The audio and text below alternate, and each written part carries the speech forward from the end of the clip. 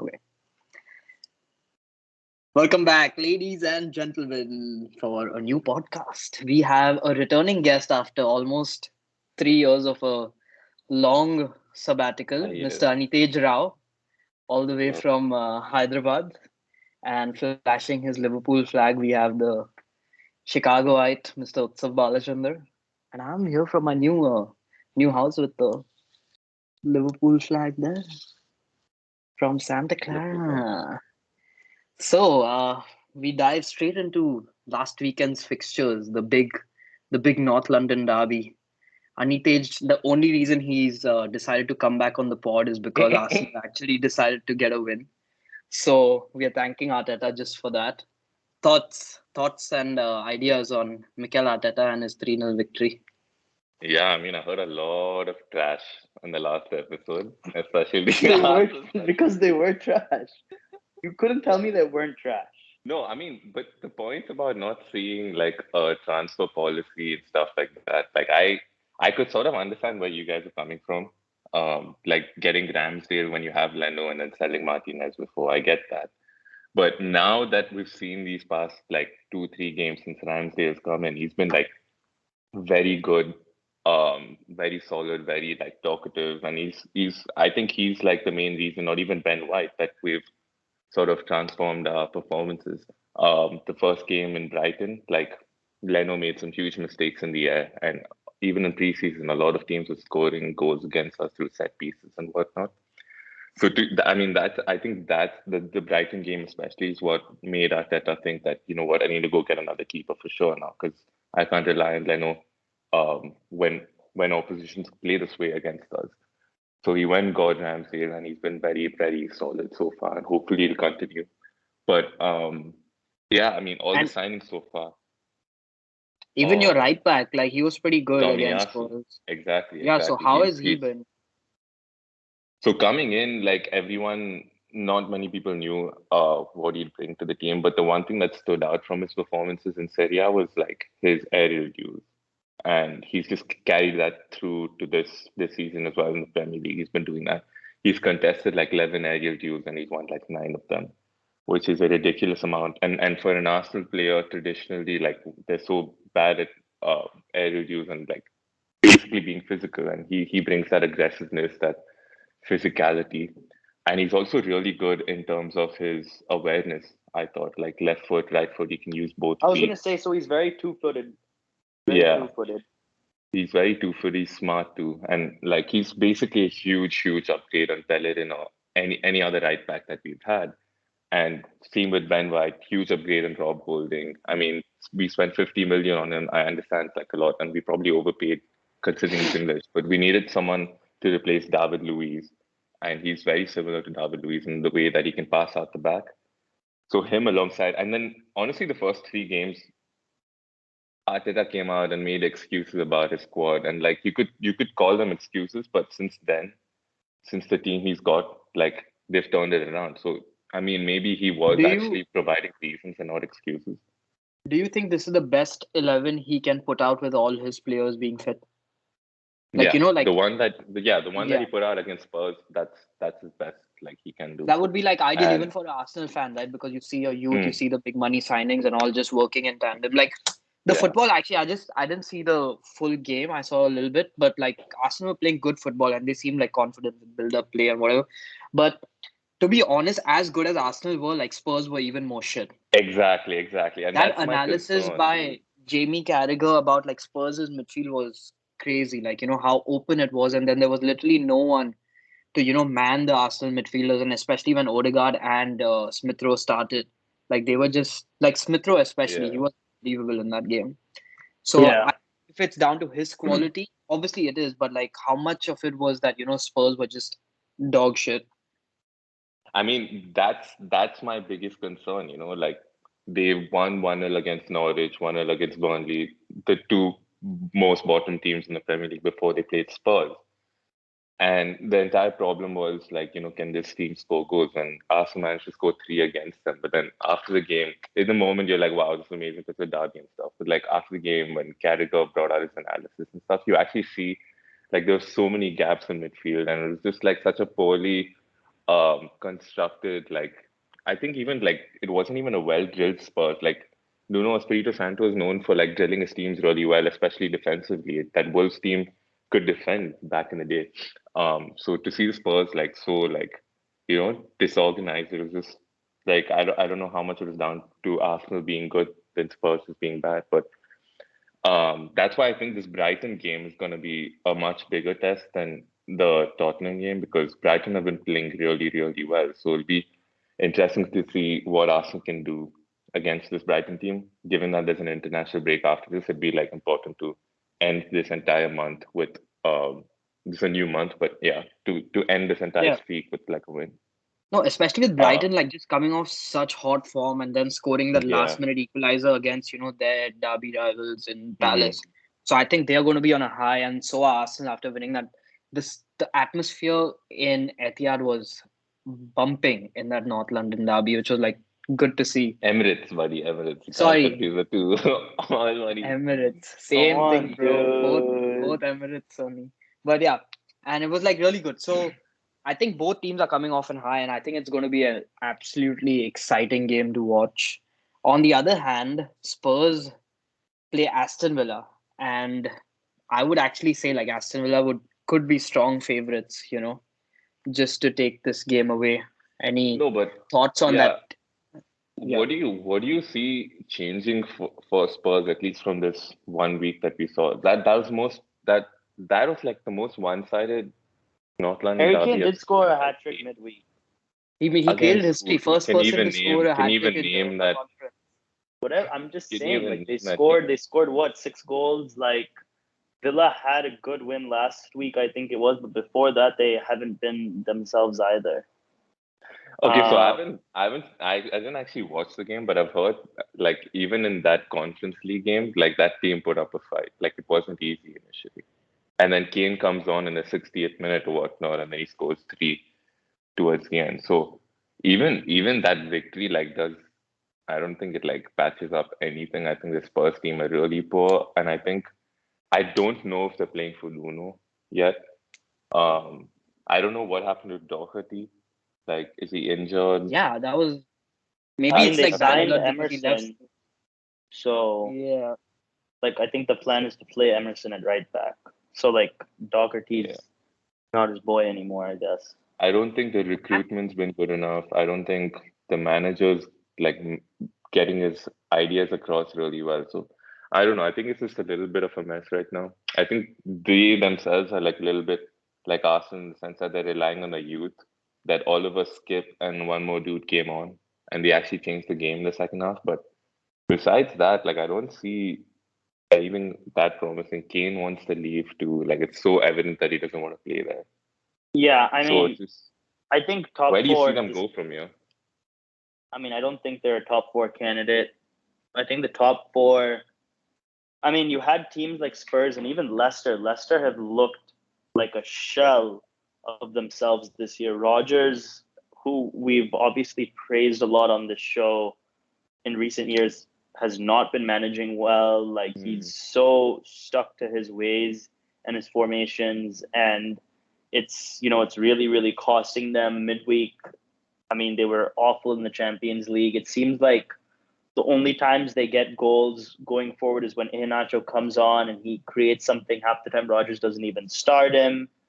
So I don't really, and I mean, they have had really, really bad luck with injuries the last couple of years. But I mean, Madison looks like a shell of himself. Like Vardy's still kicking, but I mean, you have those top four at the top, and it seems like there's at least a little bit of a gap before any of the other teams get involved. and coming back to Spurs, like I think it'll be a challenge for them even to like fight for that top six finish. But and especially with like the only goal threat being like Son right now when Kane has not been doing anything, and he could potentially just leave in January for City or whatever. Yeah, Uh, and I have a Aston question. Villa, Okay, go on. yeah, go for it. No, it's just for Spurs. Like, do you maybe let if you were to let go of Nuno, do you think there's any other manager out there that they could You can't let go him with? go. He just got the job. No, let's say things don't go for another Ronald Koeman. especially this. I think this weekend They if should they get don't, Ronald Koeman. They should get him, no, bro. but He's doing well at Barca. They have to if they get. don't get They're a gonna result give this weekend, Nuno a whole year. They're gonna give him the full no year. way, no way. Definitely. I would They say will. this weekend if they lose, then they have 2 weeks off. I think No, Levy can pull the trigger. I No, honestly think that, and I think they no can go way. for Zizou. No way Zizou comes and manages you think? Spurs, bro. Yeah, no, Yeah, no, why God. not? It's like London. They can provide. They have this big ass new stadium, a project that he can work on. If they can manage, he can come in and convince Kane to stay. Bro, did you see I the feel first like 11 good. he took over in Madrid? He's not gonna come to fucking managing Tanguy and Ndombele as his fucking. Honestly, the second stint that he had in Madrid wasn't that great either. Like he had all youngsters to play with too. Like all the Asian But people better were than either injured. theirs. I Bro, mean, his better than defense Spurs and midfield youngsters. was the same. Right, but like they all of them weren't like I sort of agree, there match was fit no when he came Ronaldo, in. there was no Yeah. Bale, but he still had Benzema for the entire season where he was his top scorer.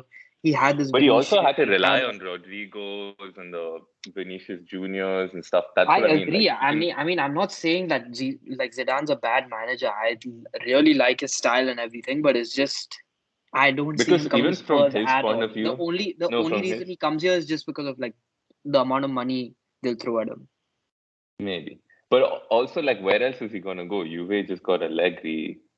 Yeah, I but they're mean, not doing that too was well. his yeah, but I mean it just seems like they're gonna stick around with Allegri for sure for longer than and that was his main option, right? Besides Madrid. And it's not like he can go back to Madrid I think again. Nuno has the year, dude. I'm telling you. 100%. I would also believe so. But obviously, like, One anything year. can happen.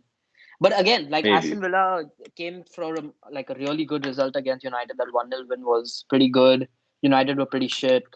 And they're like ahead of Spurs right now just by a point, and they're sitting eighth on the table. And I think that they are probably going to get a result against this Spurs side.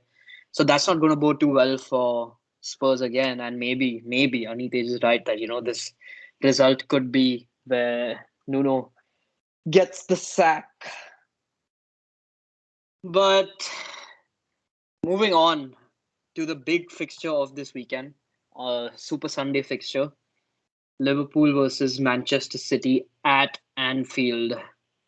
Mr. Utsav Balachandra, what do you make of this, especially with the way both clubs have started? Where I understand City got that loss against PSG, but they had an impressive win against Chelsea right before that. So, what do you think?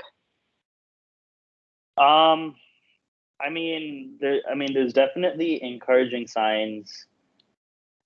Just the way Liverpool have been playing, it feels like how they them at their best. The way that they have been kind of dominating the ball, not conceding too many goals. Obviously, Brentford was a blip, but the way that they've been scoring goals, Salah looks really, really good. The one shame is, the two kind of shames. Milner's obviously played really, really well as the right back, but you're always going to miss Trent, and that is going to be, I think, a big miss. And then Thiago, who was starting to get some steam and starting to look like he could dominate proceedings from the back, especially with having Fabinho next to him. Two big misses. I think Trent is slightly the bigger miss. But midweek and over the weekend, Curtis Jones is currently, the man of the moment. That assist for Firmino's first goal, wow. Like, so Klopp usually does reward just, purely form. I think, back in the day he used to do his Henderson, Wijnaldum, Milner thing, but I think these days, like, he's shown with, Elliott and stuff that he probably will stick with Jones and give him the start. I'd say I'm more optimistic than I thought I would have been at the beginning of the year, but it's still I don't not. think Milner's going to start at right back. I think he's going to start Joe Gomez. That's why I Well, think he got him on for a bit. he also did say that they've had the week to practice, and he mentioned like a different formation, which I'm not really expecting to see him play like three at the back or something like that. Like he has not really strayed formation No, wise if he for switches, he would as probably switch to like a long. 4-2-3-1 from a 4-3-3. That's like, maximum just to try to blitz City apart. with like Firmino, Yeah. Jota, and Salah Mane starting. But I mean, we'll see. Milner has just been really, really good when he's played, though. Yeah, but I just feel like that right back substitution, um, you know, Gomez coming in for Milner at 60th minute was just to prep him up for City. But yeah, I mean, I wouldn't mind either of them starting because both of them are pretty reliable. It's just that Milner won't be able to track back as much if he tends to, like go Yeah, up but Milner and gives you more forward than Gomez does, yeah, and you are playing at definitely. home. Yeah, but like so as Mr. What's his name? Idris Sagana Gay, he's the PSG midfielder, right? Yeah. He said that it was so easy to defend against City because they just didn't have any pace. And so what do you think? Like, because he's starting Grealish, Mahrez, and Ferran Torres for the most of the season. Right now, he's been switching up with Sterling as their number 9. So do you think that, City has the potential? Because in the last couple of games, they've done way too good against Liverpool. And what do you make of it? Do you think they can get another 4-0 victory at Anfield with this side?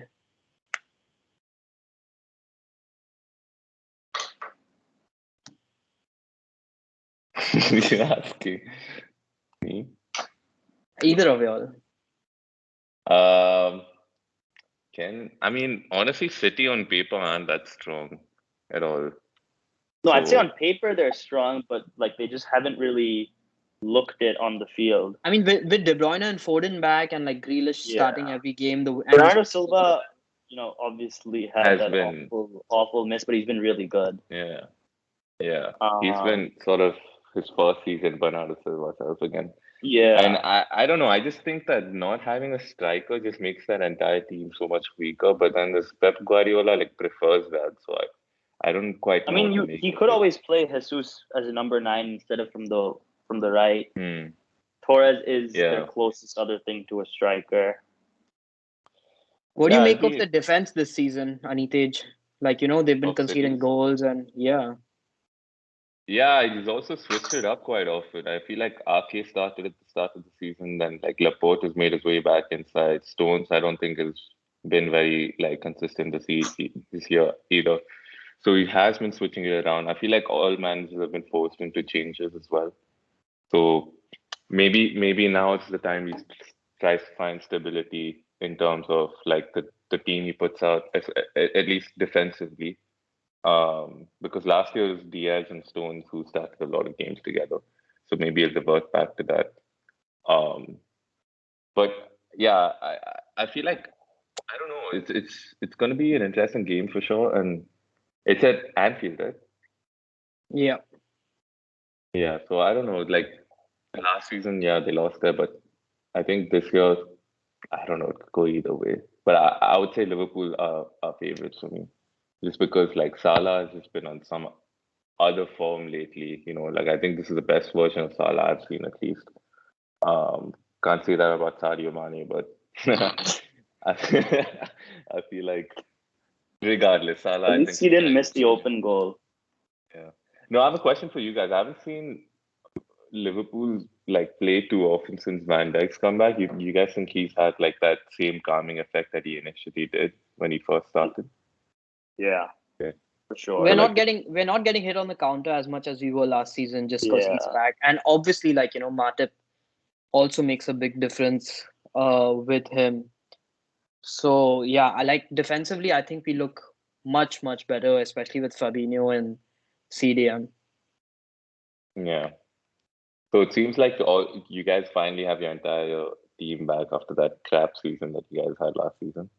Yeah, but it's So I just mean, that yeah, one just injury, because of the squad. It's like that one or two injuries just yeah. And there I mean, always it was seems to still be same niggling area. injuries. Like, I mean, obviously you can't have your full squad fit at any given moment, but it just seems like just as players start to pick up some momentum, there's been a little bit of unlucky injury. Elliot, Trent, Thiago. I mean, nothing serious, for Thiago and Trent. But I mean, yeah, like the Even defense Robbo just had that initially. yeah. And it's not even the defense isn't even necessarily about conceding goals, but it's just, like you said, the calming presence of having, them back there, and then also just the amount of build-up play with Van Dijk being able to deliver those long passes, and then Matip is able to beat the striker and then kind of get into their box or their half of the field rather, and then play a pass. I feel like a lot of people don't realize how important centre backs can be in terms of even building up an attack too. So when you lose a centre back, like you also lose that stability of going forward, Yeah. And a lot of people just think in terms of clean sheets and whatnot. But yeah, I think it'll feel be like a good game. I feel like both teams will score. That'll be a good bet. Yeah, honestly, I could definitely see both teams scoring. So are you going to bet that? Yeah, I'll bet both teams to score. Salah and Mumbai to win. Score, and CSK to win the IPL final. Let's wrap it. No. Another fixture. I want to talk about like Brentford also, just because of the last game I saw, and I didn't realize how good they've been. What a pickup, Anitej, Tony. You and Tony. Now you know who he is because he's linked with Liverpool. Yeah, makes sense. Oh, he's linked with Liverpool? He's not coming. We don't sign players like that. Oh, I just saw him. It was really good, and I've been seeing your fan track. He's been getting you points. So yeah, no, I think Klopp's an admirer. At least that's what I've read. God knows how accurate these things are. But yeah, he's like a. I don't know how Brentford does this, to be honest. They had Ollie Watkins, they got rid of him, and then they got this dude, and he's killing it too. He did really well in the championship as well. I think he was like top scorer with some 25. Yeah, he was. Yeah. So yeah, he's come into the Premier League. He's done really well too. He's good in the air. He's good at holding the ball up. He's good at like playing those through balls too for the supporting runs. So yeah. and the team just seemed relentless, like as a unit. Also, I don't know how this manager, what his style is of managing and all, but like they wanted to win more in the last minute than I think Liverpool did. Even though like Liverpool were the better team throughout the game, that instinct was like crazy. And then manager was also like not at any moment calming down or like telling his players like, okay, sit back now. Yeah. He was just like pedal to the metal kind of manager. And on the contrary, Mr. Rafa Benitez, who's come back and made a difference at Everton, he's been keeping those clean sheets and getting those results. And Everton are sitting fifth above all their other. It feels like we're having the same conversation as we had last year. They looked great in the beginning. They had a good manager. Players were playing well, and then you fast forward 8 games, and they're like in 9th place. I agree. I mean, that's what probably is going to happen. It's just that with Rafa, you get that that sense of defensive stability more than anything else. So, do you think that Everton could fight for the top 6? I don't know, bro. Every time I support them and Bala shits on them, I end up feeling like a dumbass for like rooting for them in the first place. But they give you hope, but they never deliver ever. No, it's just I don't know about top 6 and all, but I feel like for the big games, I definitely think they'd be up for it. Like these, especially like this weekend, they're playing United away at Old Trafford. Benitez has a history with United too. So I feel like for these sort of games, they'll be up for it. They'll be really hard to beat. But it's a consistency that like I feel like they don't have. They like draw games here and there. So I don't know. Maybe they will finish in like 5th. Are you waking up for the United game? Absolutely not. I mean, as being on a podcast and all, you'd think that you would have the commitment to wake up to watch the big game. No, so the commitment is to sign up for Peacock and watch the replays, right? Because I have a lot going on Saturday afternoon. Anitej, so what are your predictions for the Arsenal game? You think they'll get a win? I'm like hoping so. I think it'll be a really good game, to be honest. I think both teams are going to play really well. But I don't know. Maybe we'll scrap it like in the second half, like 1-0. You want to score like a bad goal? Yeah, like a tap-in, like a Ronaldo. I feel like it's going to be a 2-1 win to Brighton. Oh, no. Fine, man. And 7-0 for Liverpool against City. And Aston Villa 1-0 against I can tell you what none of those is going to happen in the Liverpool game. Liverpool, I think, will play better than I think City will. It's just going to be a question of are they going to be able to capitalize on their chances? But I think they will be the better team for sure. Better team than City. Yeah, I think they'll play better for sure. But Yeah. I don't know if they'll capitalize or not. Okay, so to end this absolutely amazing episode, see you guys. Bye bye. See you guys for another episode and hopefully next week. Okay.